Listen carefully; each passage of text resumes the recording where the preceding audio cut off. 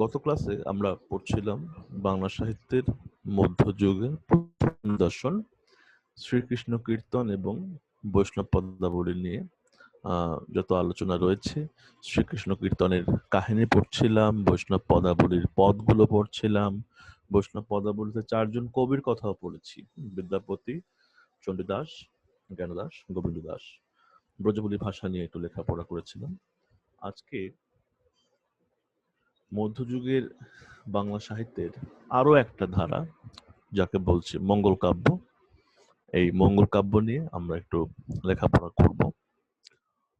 মঙ্গল কাব্যে ভেতরে যাওয়ার আগে, মানে মূল কাহিনীতে চলে যাবার আগে, সবসময় আমি কিছু ভূমিকা দিয়ে নেই, তোমরা জানো। সেই ভূমিকাটা একটু দেখি, মঙ্গল কাব্য আসলে কি নিয়ে লেখা, বা কেন মঙ্গল কাব্য নামে আমাদের আরেকটা ধারা সূচনা করতে হচ্ছে বা আরেকটা ধারার অবতারণা করতে হচ্ছে, সেটা নিয়ে একটু পড়ে নিই।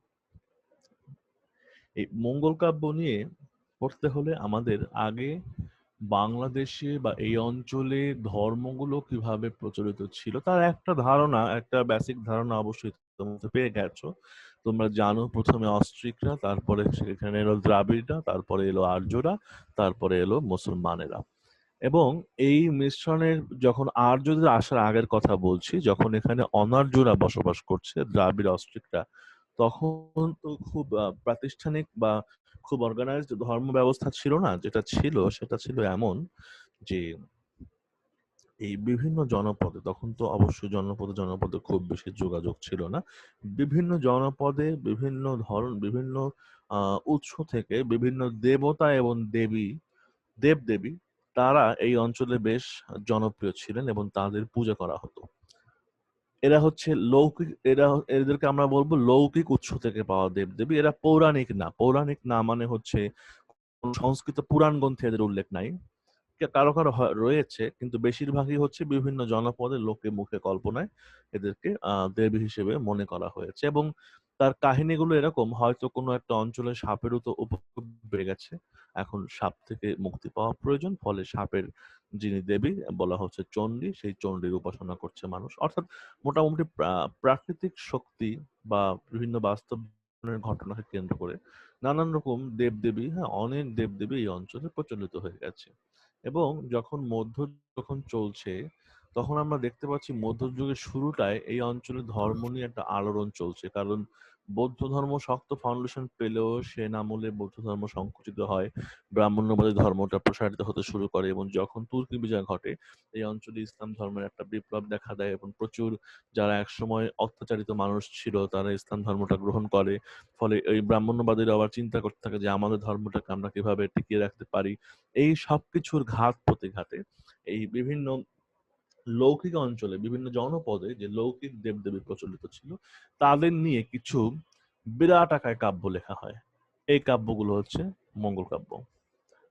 কিন্তু আহ দেবদেবীর কথা শুনে মনে হচ্ছে যে এখানে হয়তো শুধু দেবতাদের কথা আছে, ব্যাপারটা এমন নয়। ওই দেবতার পূজাটা প্রচারের জন্য কবিতাটা লেখা হয়েছে, কিন্তু এর মূল কাহিনীটা হচ্ছে আমাদের মানুষের কাহিনী। হুম। এত বড় হওয়ায় মঙ্গল কাব্যকে বলছি মধ্যযুগের উপন্যাস। কিভাবে আমাদের কাহিনী এবং দেবতারা কতটুকু আছে এর মধ্যে এটা আমরা এই কাহিনী পড়লে বুঝবো। আগে একটু ইন্ট্রোডাকশনটা দিয়ে নিলাম। আচ্ছা, নামটা একটু অন্যরকম দেখতে পাচ্ছি, মঙ্গল কাব্য। কারণ এই যেহেতু দেবতার প্রচারের জন্য কবিতাটা লেখা হচ্ছে, ফলে এর নাম হয়ে পড়েছে, আহ যেহেতু এটা পড়লে সবার মঙ্গল হবে, এই চিন্তায় নামটা হয়ে পড়েছে মঙ্গল কাব্য। এবং আরো কিছু ব্যাখ্যা রয়েছে এর। এই কবিতাগুলো সবসময় গাওয়া, তোমরা জানো মধ্যযুগের সব কবিতা গাওয়া হতো, এগুলো কিন্তু পাঠ করা হতো না। মধুসূদন যখন কবিতা লিখলেন প্রথম, তখন মানুষ বাংলায় জানল যে কবিতা হচ্ছে পাঠ করতে হয়, কবিতা গাওয়ার জিনিসটা। তখন থেকেই আমরা, এর আগে সবসময় কবিতা গাওয়া হতো। এই মঙ্গল কাব্যগুলো দেখো বিশেষ উদ্দেশ্যে, শ্রীকৃষ্ণ কীর্তন কিন্তু ধর্ম প্রচারের জন্য লেখা হয় নাই, বৈষ্ণব পদাবলী বৈষ্ণব ধর্মের জন্য। এটা রচনা হয়েছে বিভিন্ন জনপদে প্রচলিত দেবদেবীর উপলক্ষে। তো এই এই কবিতাগুলো বিভিন্ন জনপদে একটা সময় ধরে মঙ্গল নামের সুরে গাওয়া হতো, ফলে নাম হয়েছে মঙ্গল কাব্য। অনেকে এই মতটা দেন। আবার অনেকে বলেন যে এই কবিতাটা গাওয়া হতো এরকম যে এক মঙ্গলবার থেকে শুরু করে আরেক মঙ্গলবার। এই টাইমলাইনে গাওয়া হতো বলে আমাদের এই কবিতাটা নাম হয়ে পড়েছে মঙ্গল কাব্য। ঈশিতা মন্ডল কিছু বলবে নাকি হাত এমনি ভুলে উঠে পড়েছে বোধহয়? আচ্ছা, এখন এরপরে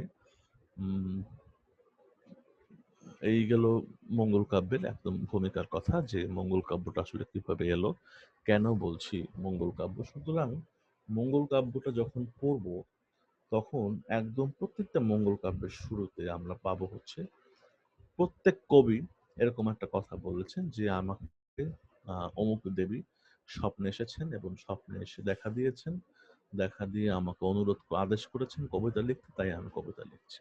এরকম একটা কথা আমরা মঙ্গল কাব্য প্রত্যেক মঙ্গল কাব্যের শুরুতে পাই। এখন এই আহমদ শরীফ নাম তো শুনেছি, তোমরা অনেকবার বলেছি, মধ্যযুগের মহাপণ্ডিত। উনি মধ্যযুগের ব্যাপারে মহাপণ্ডিত। উনি মন্তব্য করেন যে এই কবিতাগুলো লেখার সময় কবিরা জনমতকে খুব ভয় পেয়েছেন, কারণ ধর্ম তো চিরকাল একটা সেন্সিটিভ ইস্যু এবং ধর্মের ব্যাপারে মানুষ অনুভূতিটা খুব ফ্র্যাজাইল থাকে।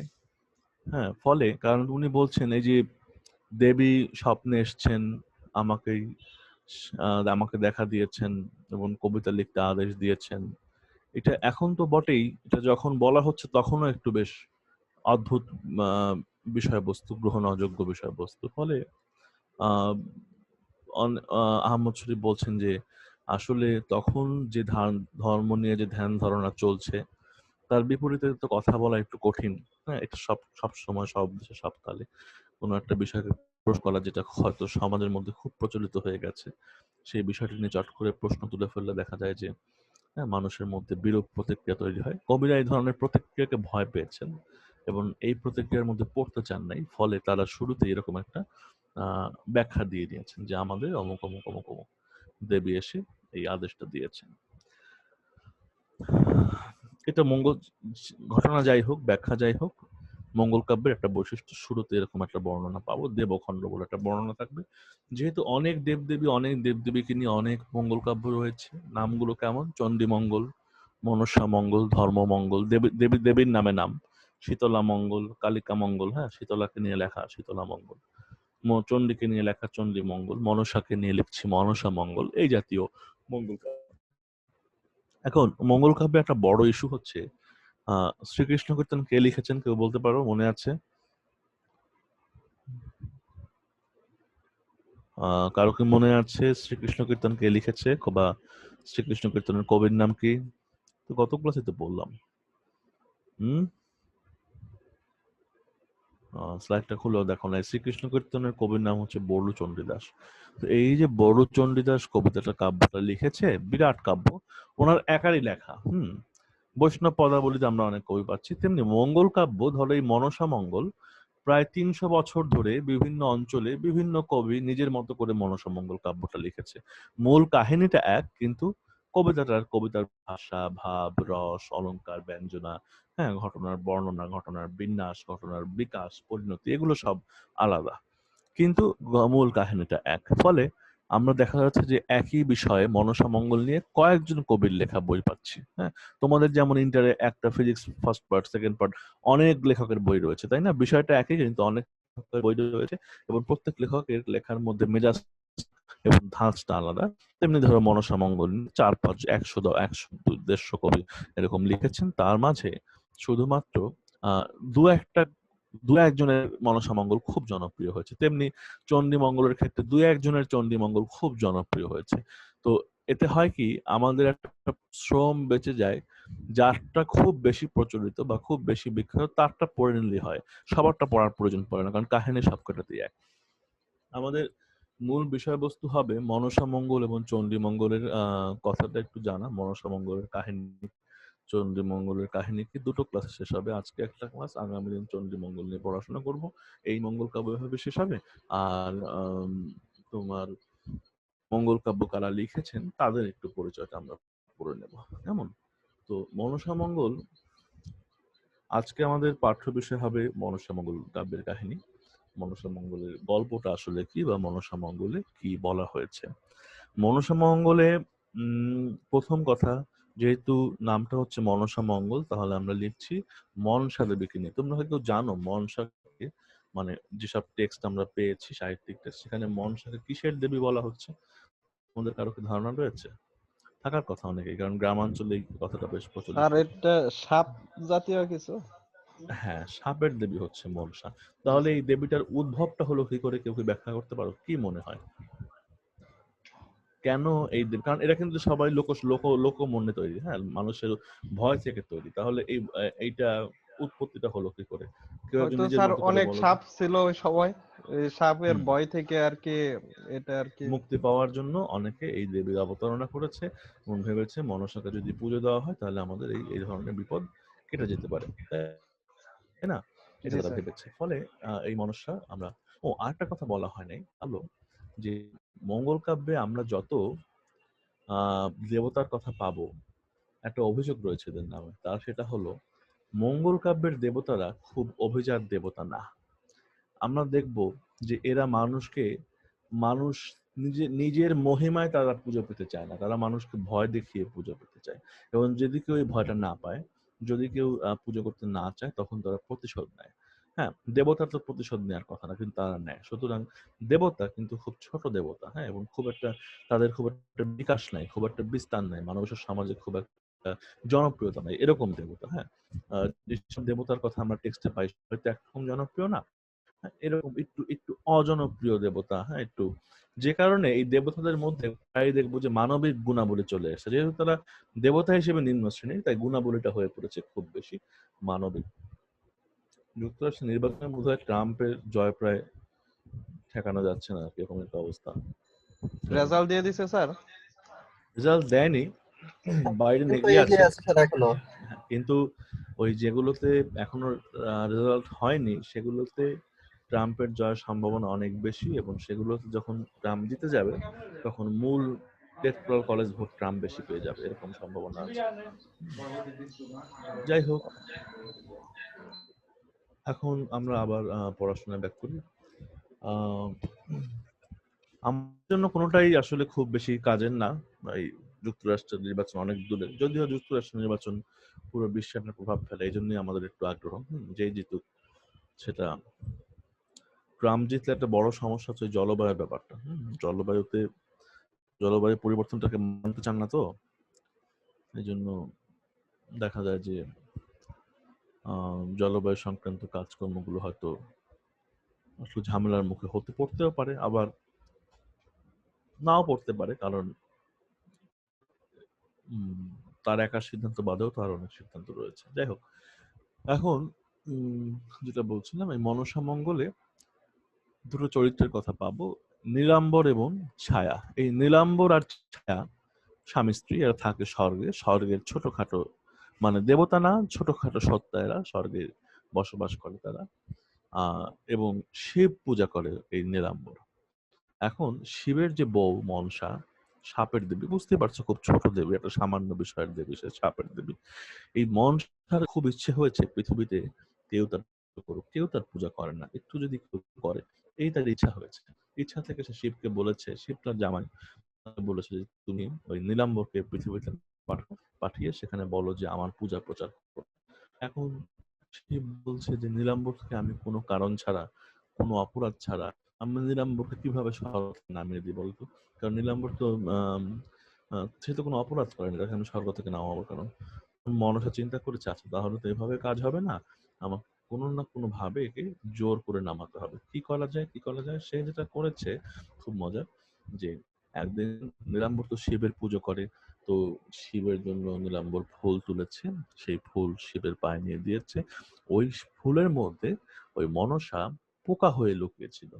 যখনই শিব এই ফুল হাতে নিয়েছে, অমনি ওই মনসা পোকা হিসেবে ছিল তো, বেরিয়ে এসে শিবকে কামড় দিয়েছে। এবং এই কামড়ে শিব প্রচন্ড রেগে গেছে, কারণ তাকে সাধারণত এরকম পোকা আছে এরকম ফুল দিয়ে কেউ পুজো দিতে আসে না। সে নীলাম্বরের উপর ক্ষেপে গিয়ে নীলাম্বরকে বলেছে যে তুমি এখন, তোমার শাস্তি হবে, তুমি পৃথিবীতে যাও, তোমার বউ সহ যাও, সেখানে গিয়ে তোমাদের আবার বিয়ে হবে, তারপর দেখা যাবে তোমাদের পাপ মোচন হলে তোমরা আবার স্বর্গে আসবে, এই জাতীয় কথা। তো সেখানে এখন নীলাম্বর আর ছায়া চলে এসছে পৃথিবীতে। তাহলে পৃথিবীতে আসলে তাদের নতুন নাম হবে। নতুন নাম হয়েছে, নীলাম্বর হয়েছে চাঁদ, আর ছায়া হয়েছে সানকা। এখন পৃথিবীতে একটা সময় চাঁদ আর সানকার বিয়ে হয়েছে। চাঁদ পেশায় হচ্ছে সওদাগর, শুধু সওদাগর না, ব্যবসায়ী, আহ বড় ব্যবসায়ী, ধনী ব্যবসায়ী সে, প্রভাবশালী ব্যবসায়ী সে। এবং সানকা তার স্ত্রী। চাঁদ কিন্তু এখনো পৃথিবীতে এসে তার যে মাথায় যা রয়ে গেছে শিবের পুজোই সে করছে। আর সনকা, চাঁদের বউ সনকা কোনো না কোনো ভাবে গোপনে গোপনে গোপনে গোপনে মনসার পূজা করছে। চাঁদ সেটা জানে না, জানলে খবর আছে। গোপনে সে সনকার পুজো করে, মনসার পুজো করছে। পৃথিবীতে এই একজনই রয়েছে যে মনসার পূজা করছে। এখন তো একদিন হঠাৎ করে চাঁদ দেখে ফেলেছে যে সনকা মনসার পূজা করছে। এই দেখে চাঁদের মানে সনকা যত ধরনের হাঁড়ি পাতিল ঘট বাটি যা নিয়ে পুজো করছিল, এই সবকিছু লাথি মেরে চাঁদ ভেঙে দিয়েছে। এবং নিশ্চয়ই স্বর্গের দেবতার তা পছন্দ হয় না। মনসা নেমে এসছে, বলছে যে তুমি, তাকে সরাসরি প্রশ্ন করছে, তুমি সব কাজ করছো কেন, এবং তোমাকে আদেশ দিচ্ছি যে তুমি আমার পুজো করো। চাঁদ করেছে কি, মনসার ছিল এক চোখ কানা। চাঁদ বলেছে যে কানাদের পুজো করার কোনো ইচ্ছা আমার নাই, শুধু এটুকুই বলে নাই, একটা লাঠি নিয়ে মনসাকে পিটিয়েছে, পিটিয়ে মনসার পাঁজরের হাড় ভেঙে দিয়েছে। বোঝো অবস্থা। তো তাতে তো মনসা আরো ক্ষেপে গেছে। তার অর্থাৎ আমরা দেখতে পাবো যে মনসা বারবার চাঁদের প্রতি প্রতিহিংসা পরায়ণ হয়ে চাঁদকে পুজো করতে বাধ্য করার চেষ্টা করছে। মনসার মধ্যে, কারণ মনসার মধ্যে এমন কিছু নাই যে কারণে চাঁদ তার প্রতি আকৃষ্ট হতে পারে, যে কারণে তার প্রতি চাঁদের মনে একটা ভক্তি তৈরি হতে পারে। আমরা দেখবো এটা কিন্তু একদম মানব সমাজের বৈশিষ্ট্য, তাই না? তুমি দেখবা যখন কোনো কোনো কোনো নিম্ন মেধার, হ্যাঁ, ছোট লোক শ্রেণীর কেউ যখন কোথাও যাবে, তখন সে দাবি করার চেষ্টা করবে যে তাকেই তাকেই সবাই মান্য করুক, সে একটা পজিশন পাওয়ার চেষ্টা করবে কোনো কারণ ছাড়া। এটা একদম পৃথিবীর সব সমাজে সব সময় হয়েছে। হ্যাঁ, এটা এখানে মানে বাংলাদেশে এরকম না, সব জায়গায় এমনটা হয়। বিভিন্ন বিভিন্ন রূপে, বিভিন্ন আদলে, বিভিন্ন ঘটনার মধ্য দিয়ে হয়। সেই ঘটনাগুলো হয়তো পৃথক, কিন্তু যিনি মূল বিষয়টা হয়তো এক, সেটা প্রায় এক। তো এই যে পাঁজরের হাড়টা ভেঙে দিয়েছে, মনসা ক্ষেপে গিয়ে চাঁদের যে 6 পুত্র, এই 6 পুত্রকে সাপের কামড়ে মেরে ফেলেছে। এখন চাঁদের কোনো ছেলে নেই, কিন্তু এই চাঁদ মহাবলিষ্ঠ পুরুষ, খুবই আত্মবিশ্বাসী পুরুষ। সে এই মনসার এইসব উল্টো পাল্টা কাজকর্মে, মনসার এইসব অত্যাচারে সে ভেঙে পড়তে চায় না। সে নিজের কাজের ফল পেতে চায়, নিজের কাজের উপর নিজে আস্থা রাখতে চায়, শিবের উপর আস্থা রাখতে। কিন্তু এই এগুলো এগুলো এগুলো এগুলো দিয়ে তাকে নামানো যাবে না যে তোমার এটা করবো, এটা করবো, তুমি পুজো করো, এইভাবে তার মাথা নত করা যাবে না। এবং এই ব্যাপারটা কিন্তু খুব বিস্ময়কর যে মধ্যযুগে এই কিছু কবি তারা চিন্তা করেছে যে আমরা চাঁদ সওদাগরের মতো একটা চরিত্র আমরা মনসা মঙ্গলে আঁকবো, কারণ এই ধরনের চরিত্র কিন্তু মধ্যযুগের মানুষজন গ্রহণ করতে প্রস্তুত ছিল না। কারণ একটু দেবতা বিদ্রোহী যে চরিত্রটা, এটা কিন্তু মানুষের মধ্যে বিরূপ প্রতিক্রিয়া তৈরি করতে পারতো। কিন্তু তারা সিদ্ধান্ত নিয়েছে যে আমরা এরকম একটা ছবি আঁকবো, যে কিনা তার যে নিয়তি, এটা অনেকটা এরকম যে তার নিয়তি এমন, সে বলতে চায় যে আমার নিয়তি, আমি কাজ করব তার ফল পাবো, কিন্তু চাইলেই তো সে নিয়তিকে এড়িয়ে যেতে পারবে না, কারণ দৈব শক্তিকে তো আর চাইলে এড়িয়ে যাওয়া যায় না, বুঝো নাই? এই এই এই দ্বন্দ্বটা মনসা মঙ্গলের পুরো কাব্য জুড়ে রয়েছে। তো এখন চাঁদের কোনো পুত্র নাই। এর মাঝখানে সনকা করেছে কি, সনকা আবার গোপনে মনসাকে পুজো দিয়েছে। পুজো দিয়ে মনসার কাছ থেকে আবার একটা ছেলে সে ভিক্ষা করে নিয়েছে। এখন সনকা এখন গর্ভবতী, তার পেটে চাঁদের ছেলে আর একটা নতুন একটা ছেলে। এই সনকাকে গর্ভবতী রেখে চাঁদ গেছে বিদেশে বাণিজ্য করতে। 14টা জাহাজ ভরে, 14টা জাহাজে পণ্য সামগ্রী ভরে সমুদ্রে করে সে বিদেশে যাত্রা শুরু করেছে। এবং আবার মনসার যে দুষ্ট বুদ্ধি, মাঝ সমুদ্রে চাঁদের কাছে হাজির হয়ে বলছে আমার পুজো করো, এবং যদি না করো এই জাহাজ কিন্তু ডুবিয়ে দিলাম। চাঁদ তো অবশ্যই তাতে মাথা নত করবে না, এবং মানুষ করার তাই করেছে। সে সাগরে ঝড় টড় তুলে ওই চাঁদের সমস্ত জাহাজ টাহাজ সব ডুবিয়ে দিয়েছে। 14টা জাহাজ নিয়ে যে যাত্রা করেছে, এবং যখন সেটা ডুবে গেছে বুঝতে হবে চাঁদের কিন্তু এখন আর কোনো অর্থবিত্ত নাই। চাঁদ পুরোপুরি নিঃস্ব মানুষ এখন, তাই না? তো এই সবকিছু ডুবে চাঁদের সব সঙ্গী সাথী মারা গেছে, চাঁদ একা। হ্যাঁ হাবিব বলো। স্যার পার্টিসিপেন্টের স্ক্রিনশট নিব, না চলার জন্য আছে। না না, এখন না, আমরা সেকেন্ড সেশনে নেব। কারণ ওকে স্যার। এখন আছে, পরে নাই, তখন তো হয়ে যায়। ঠিক আছে, হ্যাঁ, এটা আমরা স্যার এটা সেকেন্ড কি সেশনে। বেহুলার কাহিনী? বেহুলা আসছে একটু পরে। বেহুলা আসছে একটু পরে, এর মধ্যে বেহুলা রয়েছে। তো চাঁদের কি হয়েছে, এখন চাঁদ তো সমুদ্রে ভাসছে। তার তো বাঁচার উপায় নেই। তবু যেহেতু সে কোনো অবস্থাতে মাথা নত করছে না, সে মৃত্যুবরণ করতে চায় গৌরবের সাথে। সে নিজে হেরে যেতে চায় না। এমন অবস্থায় মনসা কি করেছে, চাঁদ তখন সমুদ্রে ভাসছে, হ্যাঁ, তার এখন মানে তার আর কোনো বাঁচার উপায় নাই। এই অবস্থায় মনসা কি করেছে, চাঁদকে তো সে মেরে ফেলতে চায় না, সে চায় চাঁদ তার পূজা করুক। চাঁদকে মেরে ফেললে পূজাটা করবে কে? সে চাঁদকে কি করেছে, চাঁদকে সে একটা কাঠের টুকরা ভাসিয়ে এগিয়ে দিয়েছে, যে ওইটা ধরে চাঁদ বেঁচে থাকুক। চাঁদ সেটা ধরতেও গেছে, যেই ধরবে অমৃতের মনে হয়েছে যে আমাকে এই কাঠটা নিশ্চয়ই মনসার কাজ, মনসাই এটা আমাকে ছুড়ে মেরেছে, এবং চাঁদ সেটা নেয়। মনসার দয়ায় সে বাঁচতে চায় না। কথাটা বুঝে দেখো, চাঁদ কিন্তু এখন মাঝ সমুদ্রে ভাসছে, আশেপাশে ভূমি দেখা যাচ্ছে না, কিছুই দেখা যাচ্ছে না, মৃত্যু প্রায় নিশ্চিত, মনসা থেকে বাঁচাতে যাচ্ছে। চাঁদ বলছে যে আমি এইভাবে বাঁচতে চাই না। এবং এই ধরনের কথা উচ্চারণ করা মধ্যযুগের প্রেক্ষাপটে খুবই কঠিন ব্যাপার, কেমন? এবং সেটা কিন্তু কবিরা এখানে করেছে এই কাজটা। তো এই চাঁদ সদাগর চরিত্রটা তোমাদের একটা হবে। মনসা মঙ্গলের বিষয়বস্তু আর চাঁদ সদাগরের চরিত্র বিশ্লেষণ একই রকম, লেখার ধরনটা একটু ভিন্ন, পড়তে হবে একই জিনিস আর কি। তো এটা রয়েছে। তারপরে চাঁদ এখন কোনোভাবে যাই হোক বেঁচে রয়েছে, ভাসতে ভাসতে সে বিদেশে গিয়ে ঠেকেছে, এবং সেখানে এখন তো তার নিঃস্ব অবস্থা, তার কিছুই নাই। সে আহ দেশে দেশে ভিখারির মতো ঘুরতে ঘুরতে এক দেশ থেকে আরেক দেশ, তারপরে আরেক দেশ, 12 বছর এভাবে দারিদ্র্যের মধ্যে একেবারে নিপীড়িত জীবন যাপন করতে করতে শেষ পর্যন্ত একটা পর্যায়ে সে নিজের দেশে আবার এসে পৌঁছেছে, বিভিন্ন দেশে দেশে ঘুরে। এবং যখন এই দেশে এসে পৌঁছলো, মহাধনী বিশাল সাম্রাজ্যের অধিকারী এসে পৌঁছেছে, একেবারে নিঃস্ব, জীর্ণ, ছিন্ন ছিন্ন ভিখিরি হয়েছে তার এলাকায় এসছে। কিন্তু এলাকায় এসে তার যত দুঃখ, এই দুঃখ কেটে গেছে, কারণ ওই যে সনকা ছিল গর্ভবতী, সনকার যে ছেলেটি হয়েছে, এই ছেলেটি বড় হয়েছে, একে দেখে চাঁদের সমস্ত দুঃখ মিটে গেছে। চাঁদ এখন এই ছেলেটিকে বিয়ে দেবে, বিয়ে দিয়ে সে ঘরে নতুন বউ নিয়ে আসবে, ঘরে লক্ষ্মী ফিরবে, এই জাতীয় চিন্তায় সে এখন ছেলের বিয়ে দেবে। কিন্তু মনসা কিন্তু সনকাকে বলে গেছে, তোমার ছেলে আমি দিলাম, চাঁদ যদি আমার পূজা না করে তাহলে এই ছেলের যেদিন বিয়ে হবে, বাসর ঘরে সাপের কামড়ে এই ছেলে মারা যাবে। ছেলেটির নাম লক্ষিন্দর। চাঁদ স্বভাবতই যেটা করার সেটা করেছে, সে তো এসব কথা শুনবে না, সে বিয়ে দেবেই। এলাকার যত লোহার কামার রয়েছে, লোহার কারিগর, সবাইকে ডেকে সে বিরাট লোহার বাসর বানিয়েছে। এবং মনসা কি করেছে, তার তো মানে নিম্ন শ্রেণীর বুদ্ধির শেষ নেই। সে আবার এক কামারের স্বপ্ন দেখা দিয়ে বলেছে যে তুমি কিন্তু অবশ্যই এই বাসর ঘরে একটা ফুটা রাখবা, ওই ফুটা দিয়ে সাপ যাবে এবং লক্ষিন্দরকে কামড়াবে। তাই ঘটেছে, লক্ষিন্দর এবং বেহুলা বিয়ে, লক্ষিন্দর যার সাথে যার বিয়ে হয়েছে, মেয়েটির নাম হলো বেহুলা। বেহুলাকে সে বিয়ে করেছে, বাসুরাতে সাপের কামড়ে সে মারা গেছে। এখন বেহুলা দেখবো যে যেমন শ্বশুর তেমন তার পুত্রবধূ। বেহুলা কিছুতেই এই মৃত্যু মানবে না, কারণ তার সামনে তার শ্বশুরের সমস্যা হয়েছে, তার জন্য তার জামাই, তার স্বামী কেন মারা যাবে? সে খেপে গেছে। তখনকার নিয়ম হচ্ছে যে যে সাপে কাটা মানুষ সৎকার হবে না, সাপে কাটা মানুষকে নদীতে করে ভাসিয়ে দেওয়া, নদীতে ভেলায় করে ভাসিয়ে দেওয়া হবে। তাদের একটা ধারণা, এই ভেড়াটা নদী পথে যেতে যেতে স্বর্গে গিয়ে পৌঁছাবে। তো এখন বেহুলা কি করেছে, বেহুলা বলেছে যে আমি আমার স্বামীকে যেতে দেব না, আমি এই ভেলায় করে ও যেখানে যায় আমিও সেখানে যাব। সে লক্ষিন্দরের সাথে একটা লাশের সাথে সে ভেলায় উঠে বসছে, এবং এখানে খুব ভয়ঙ্কর সব বর্ণনা রয়েছে। এই যে লাশের সাথে সে যাচ্ছে, দিনের পর দিন লাশ পচে যাচ্ছে, এই জায়গায় ওই জায়গায় চামড়া খসে যাচ্ছে, মাংস গলে পড়ে যাচ্ছে, হাড় বেরিয়ে আসছে, গন্ধ ছড়াচ্ছে। এর পাশে বেহুলা অটল অনড় চিত্তে দিনের পর দিন যাচ্ছে, যে সে স্বর্গে যাবেই, এবং যখন সে স্বর্গে যাবে লক্ষিন্দরের প্রাণ ফিরিয়ে এসে আসবে। কারণ তার কথা হলো, আমার লক্ষিন্দরকে মারার তো কোনো কারণ নাই, আমার আমার যা আমার তাকে কেউ কোনো কারণ ছাড়া নিয়ে যাবে, সেটা আমি গ্রহণ করব না।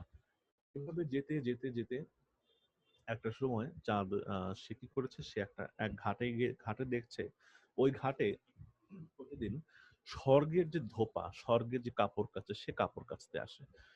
এর নাম হলো নেতা। এই নেতা ওই দিনও স্বর্গের ধোপা নিশে কাপড় কাচতে এসছে, সাথে করে একটা বাচ্চাকে নিয়ে এসছে।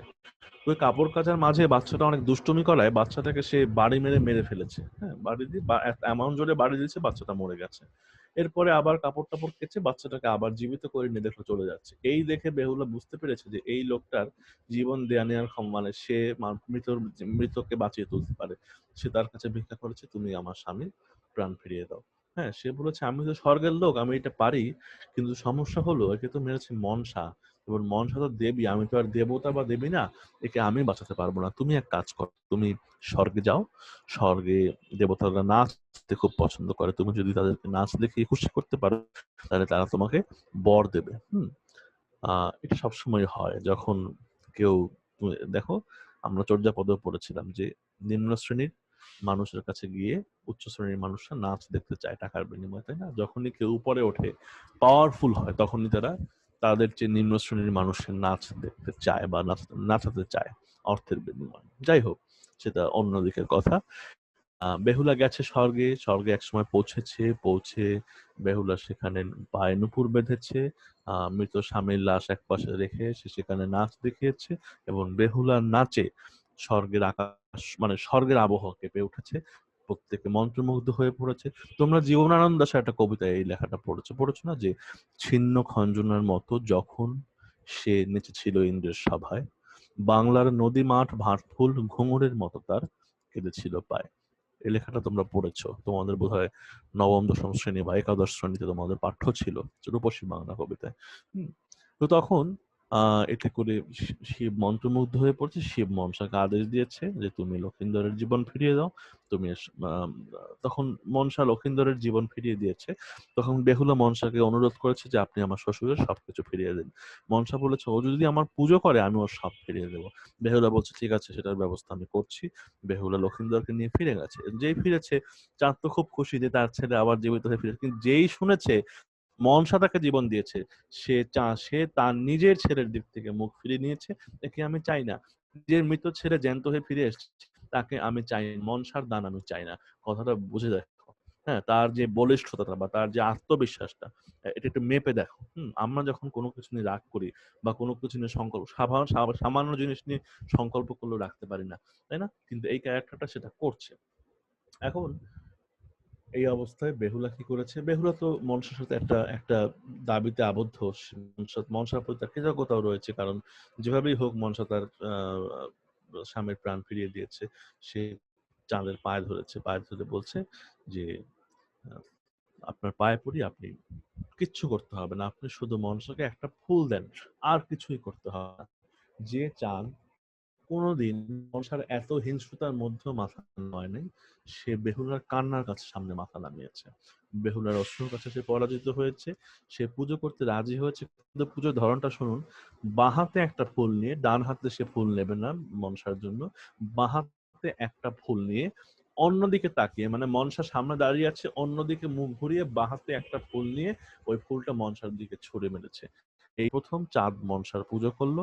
মনসা খুব খুশি হলো। অর্থাৎ দেখো মনসার আবার ক্যারেক্টার দেখো, তাকে ওই ভক্তি ভরে ফুল দিল নাকি ঘৃণা করে ফুল দিল, এই নিয়ে তার কোনো বাজ বিচার নেই। মানে একদম নিম্ন শ্রেণীর দেবতা। হ্যাঁ, মানে তার কোনো, তাকে কিভাবে, তাকে ভালোবাসাটা কিভাবে এলো এই নিয়ে তার কোনো চিন্তা নাই, ফুল তার পেলেই হলো। কথাটা বোঝা গেছে? তো তখন থেকে পৃথিবীতে মনসার পূজা প্রচারিত হলো এবং মনসার একটা সময় এই চাঁদ এবং সানকা আবার নীলাম্বর এবং ছায়া হয়ে স্বর্গে ফিরে গেল। তাহলে এখন দেখো কাহিনীটা এই হচ্ছে মনসা মঙ্গলের কাহিনী। কাহিনীটা খেয়াল করো, কাহিনী দেবতার, দেবতার জন্য লেখা হচ্ছে, দেবতার পূজা প্রচারের জন্য লেখা হচ্ছে, কিন্তু আমরা দেখতে পাচ্ছি মূল গল্পটা রয়েছে পার্থিব মানুষজন, পার্থিব সমাজ, পার্থিব ঘটনা বলে নি, তাই না? ফলে ওই কাহিনীগুলো যখন পড়বো তখন আমরা দেখব যে মঙ্গল কাব্যে একটা সমাজ, মঙ্গল কাব্যে কিন্তু খুব বেশি মানে একদম গভীর অনুভূতির কথাবার্তা নাই। ওই যে জল বিনে মিন যেন কবহু না জিয়ে, মানুষ এমন প্রেম কথা না শুনিয়ে, এই টাইপ কথা মঙ্গল কাব্যে নেই। মঙ্গল কাব্যে রয়েছে আম চারপাশে সমাজের যেসব চরিত্র, এই চরিত্রের একেবারে বাস্তব বর্ণনা। ফলে আমরা ওই সমাজের একটা পরিচয় পাবো, মানুষের মনস্তত্ত্বের একটা পরিচয় পাবো, এবং এই চরিত্রগুলো কিভাবে একটা আরেকটার সাথে ইন্টারঅ্যাক্ট করছে সেগুলোর একটা পরিচয় আমরা মঙ্গল কাব্য, সবকটা মঙ্গল কাব্যতেই পাই। যেহেতু কবিতাগুলো পড়াতে পারছি না, মনসা মঙ্গলে আমরা কোনো কবিতা পড়বো না। হ্যাঁ, মনসা মঙ্গলের আসলে কবিতা মাহবুবুল আলমের বই আছে নমুনা, দেখে নিতে পারো। মধ্যযুগের কবিতার ধরনটা আমরা জেনেই গেছি, এক ধাঁচে সব কবিতা লেখা হচ্ছে, ছন্দটা একই রকম।